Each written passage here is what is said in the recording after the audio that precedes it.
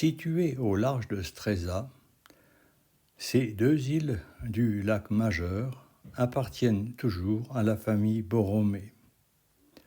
Au cours de cette vidéo, j'ai choisi de présenter quelques éléments un peu insolites découverts lors de leur visite.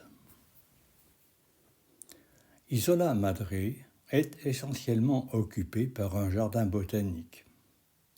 L'île comporte également un palais à la façade imitée de l'architecture Renaissance. Dans ce palais, j'ai choisi de montrer la salle où sont présentés les théâtres de marionnettes.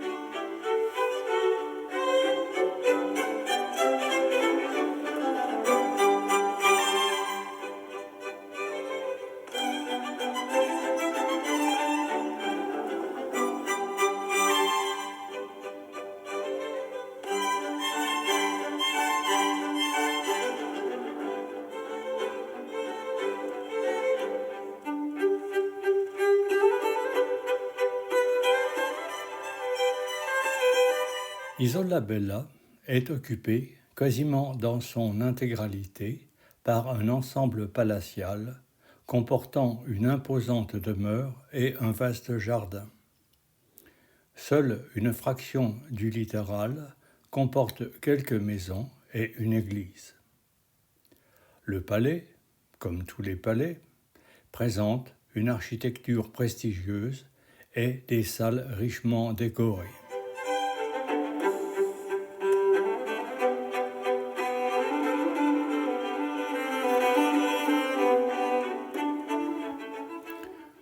Lors de la visite, 4 particularités ont retenu tout spécialement mon attention. La première est la galerie de tapisserie, montrant des animaux plus ou moins fantastiques et présentant peut-être un monde dominé par le mal contre qui il faut sans cesse lutter.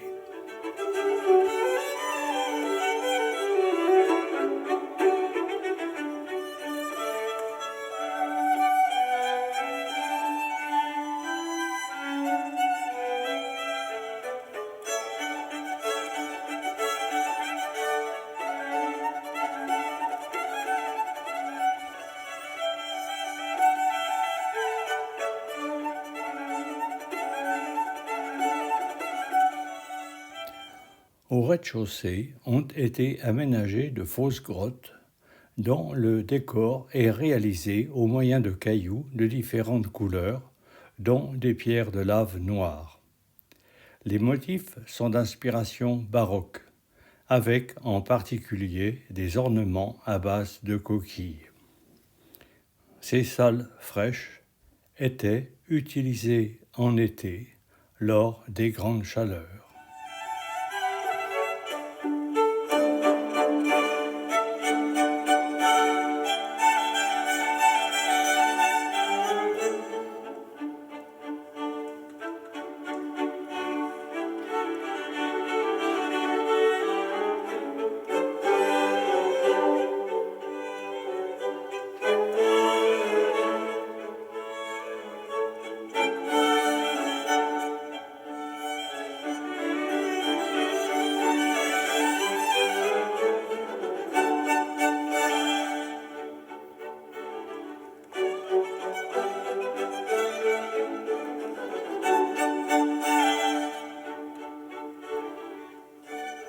Le plateau de cette table ronde a suscité chez moi une vive admiration.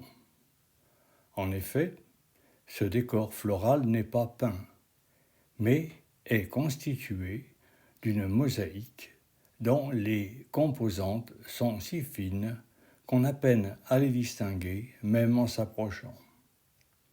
La table fut fabriquée dans les ateliers du Vatican et offerte par le pape à la famille Borromei.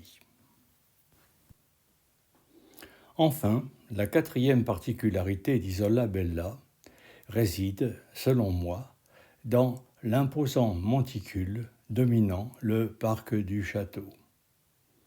Il me fait penser à la fois au mont Olympe et au décor des jardins Renaissance.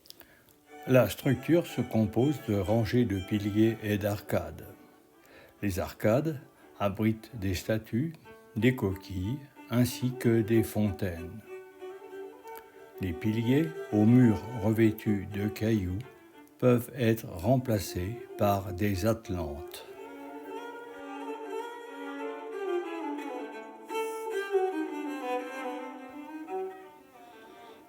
Au centre, protégé par un fronton recoupé et encadré par deux atlantes, une niche abrite un dieu, peut-être est-ce Poséidon.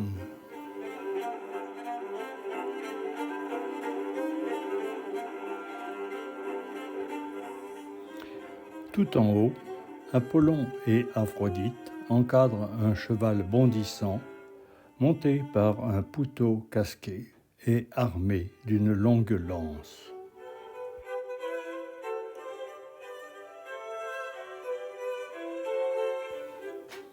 En contrebas du monticule, devenu selon moi une réplique du mont Olympe, les jardins en terrasse dénivelée descendent jusqu'au lac Majeur.